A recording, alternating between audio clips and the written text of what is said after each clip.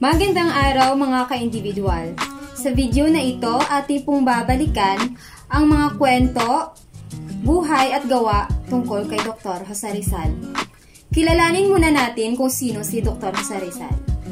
Si Dr. Jose Rizal ay ipinanganak noong June 19, 1861 sa Calamba, Laguna. Jose Protasio Rizal Mercado e Alonso Rialonda ang kanyang totoong buong pangalan. At noong June 22, 1861, si Jose Rizal ay binautismuhan sa simbahang Katoliko doon sa Calamba. Si Dr. Jose Rizal ay ikapitong anak sa 11 magkakapatid, nina Francisco Mercado Rizal at Teodora Alonso y Quintos. Noong bata pa si Rizal ay natuklasan ng kanyang mga magulang na mayroon siyang mahusay na kakayahan. Kakayahan sa intelektual at matalentadong bata. Kaya sa edad ng 3 taong gulang, alam na ni Dr. Jose Rizal ang alpabeto. At pagtungtong niya ng 5 taong gulang, natuto siyang magbasa at magsulat. At sa panahon ng kanyang pag-aaral sa mataas na paaralan, siya ay nakapagtapos ng may karangalan. Sa edad ng 16, siya ay nakapagtapos sa Ateneo Municipal de Maynila. Atin pang bigyan ng pansin ang pinakaunang tula ni Dr. Jose Rizal na isinulat noong siya'y 8 taong gulang. Ipinararating sa tulang ito sa kanyang mga kababata na dapat nating bigyan ng halaga ang ating wika. Ang tulang ito ay kanyang pinamagatang Sa Aking Mga Kababata. Kapagka ang bayay sadyang umiibig sa kanyang salitang kaloob ng langit, sanlang kalayaan nasa ring masapit, katulad ng ibong nasa himpapawid.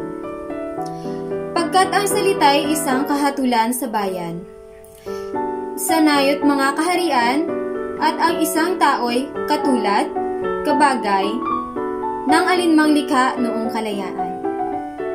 Ang hindi magmahal sa kanyang salita, mahigit sa hayop at malansang isda. Kaya nga't marapat pagyamaning kusa na tulad ng isang inang tunay na nagpala. Ang wikang Tagalog tulad din sa Latin, sa Ingles, Kastila at salitang Anghel. Sapagkat ang poong maalam, tumingin ang siyang magawad, nagbigay sa atin. Ang salita natay huwad din sa iba, na may alpabito at sariling letra. Sa kanya ay nawalay dinatna ng sigwa ang lunday sa lawa noong dakong una.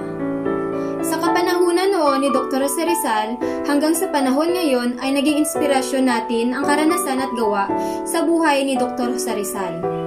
Tulad din ni Jose Rizal, nakakapag-aral tayo sa magandang eskwelahan, natututo, nadidisiplina, at namumula tayo sa mga dapat nating lubos na matutunan. Bilang isang ina, isa rin ako sa naging unang guro sa aking anak. Pag-aalalay sa pagkatuto, pagsusulat, pagbabasa, pagtatama o pagdidisiplina sa mga gawain nito.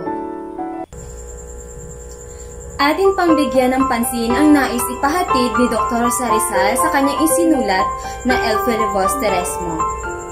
Nais ipakita ni Dr. Jose Rizal sa nobelang ito ang nararanasang matinding sakit ng ating lipunan at kailangan ng pagbabago ng ating bansa. Ang kalayaan, ang pagkakapantay-pantay, ang kapayapaan, makatarungang pagtrato, at paniniwala sa mithiin o adhikain ng mga Pilipino ang nais ipamulat sa sulat o nobelang El Felivoz Teresmo.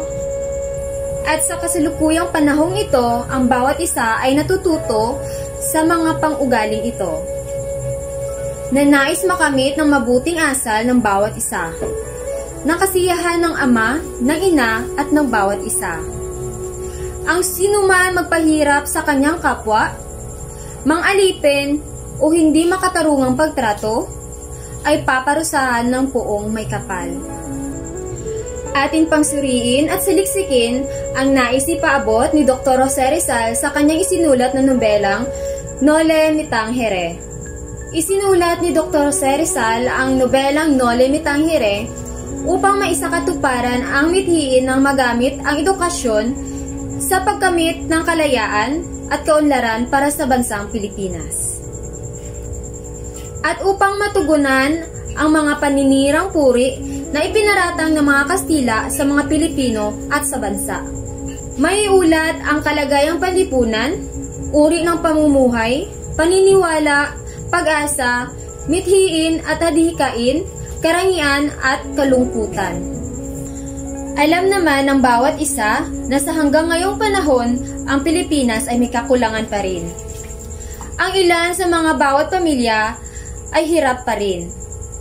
Tulad din ng karamihan na lumalabas sa ating bansa upang maisakatuparan ang mga munting pangarap.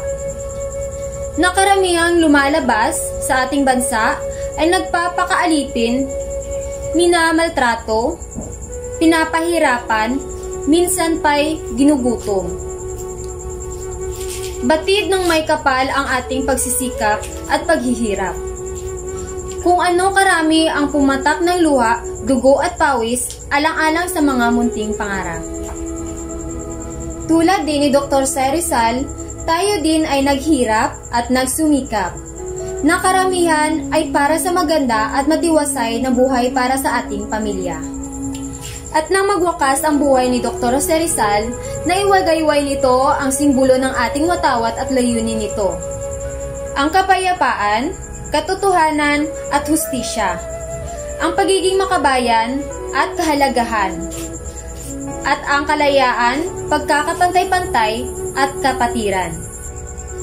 Tayong lahat ay maaari ding maging isang bayani sa sarili nating pamamaraan, sa bawat istorya ng ating buhay na magbibigay ng inspirasyon sa ibang tao at magiging isang mabuting halimbawa sa bawat isa. Tulad din ni Dr. Jose Rizal na nagbigay inspirasyon sa puso ng bawat Pilipino ang kahalagahan ng edukasyon, kalayaan at ang pagkakapantay-pantay. Mahalaga ang isa puso natin at isa buhay natin ang mga mabuting matutunan natin sa ating buhay. At ako po'y lubos na nasisiyahan kung meron po kayong natutunan sa video na ito. Magandang araw ulit mga ka-individual.